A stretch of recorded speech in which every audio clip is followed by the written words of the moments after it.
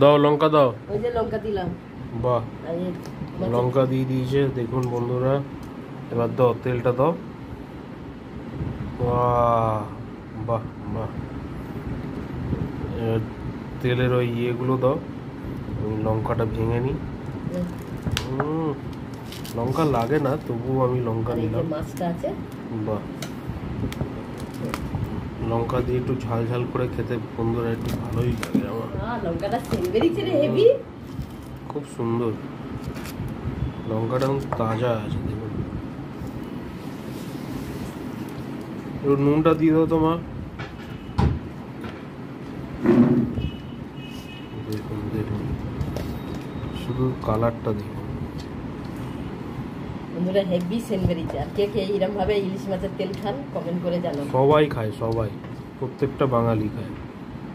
আমার তো মনে হয় এই ইলিশ মাছের তেল দিয়ে এক থালা ভাত অনায়াসে চলে যাবে।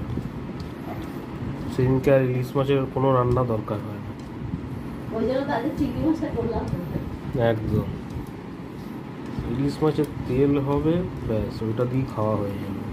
এই জন্য আজকে বাঙালিদের আর কি করলাম না, কারণ কি একসাথে সব অফার দিলে হয় না, একদম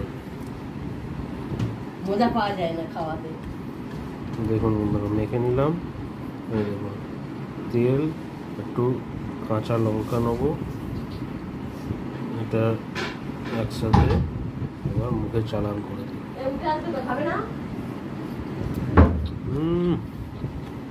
দারুণ, অপূর্ব লাগছে ভাতটা। Super super. এই দেখুন মাছটা আছে খাঁটি একদম পিওর ইলিশ। শালটা নিয়ে নিলাম, লঙ্কা।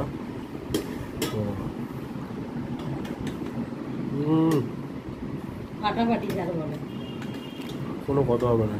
এখন ডিমটা বার করে নিলাম। বাহ, ডিমটা পড়ে গেল। ওই যে মাছটা কাটিনি, ওই মাছটা বড় বড় ডিম হবে। এটা তো অল্প ডিম হয়েছে, এটা বড় ডিম হবে। এই ডিমওয়ালা ইলিশ সিজন শেষে ডিমওয়ালা ইলিশ এই প্রথম খেলাম। এটা 500 ওজনের ইলিশ আছে, আর যেটা কাটিনি ওটা 1 কেজি ওজনের, ওটা পরে কাটবো। হ্যাঁ, এটা ডিম আছে মনে হয় 250 গ্রাম। ওটা দেখাবো বন্ধুদেরকে। হ্যাঁ, ওটা ভাবানি। বন্ধুরা আমি খাই, চলুন টাটা।